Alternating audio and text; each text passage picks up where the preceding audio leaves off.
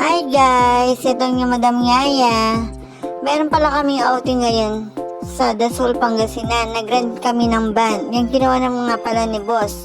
Yung paalis na niya kami sa aming barangay, Anunas. And then nag-stop over muna kami dito sa Enax para mag-CR kasi medyo malayo yung biyahe namin, 6 hours din. Ayan, nagsipag-CR na sila.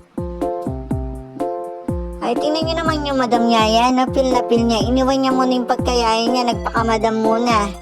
Iwanan muna natin yung pagkayaya. Yan, sinak na nga pala ni boss yung mga kasama namin, baka meron maiwan, mahirap na. Kasi medyo malayo yung biyahe natin. Ayan. Pag nagbibiyahe ka, pag nakakakita ka ng magandang lugar, parang nakakalimutan mo yung problema. Iwanan muna natin yung stress, sabi nga nila. Ayan, papunta na niya kami dyan. Kahit malayo siya, okay, ayos naman. Kung napapansin nyo, nagtatagalog ako ngayon kasi merong nag-request sa akin na hindi daw nila naiintindihan yung Kapampangan. Kaya itry natin kahit bulol-bulo lang yung Madam Yaya. Ito nga pala yung pinareserve namin na room.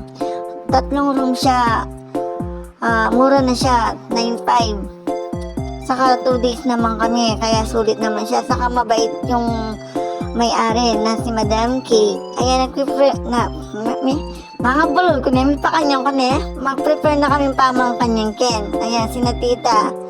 O, say hi sila dyan. Ganda nila, diba?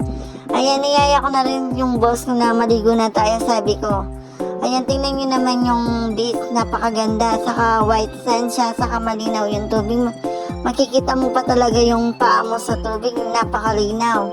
Saka yung mga isda nakikita mo. Yung mga ginagawa nilang sap-sap yan.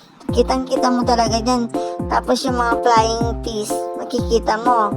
Ayun na si boss, naligo na siya dyan. Sabi ko dito na, sabi ko sa kanya. Dati-rati pag nagbibit siya, ayaw niya nagbababa. Pero ngayon gustong-gusto niya kasi napakalinis ng tubig. Saka maaliwalas.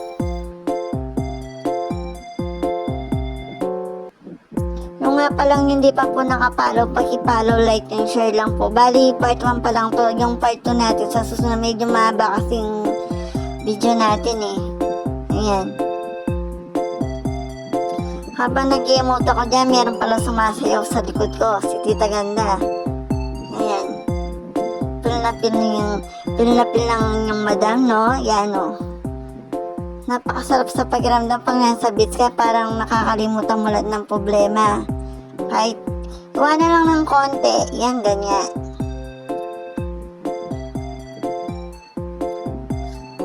Thank you po sa panonood. Sa susunod naman po.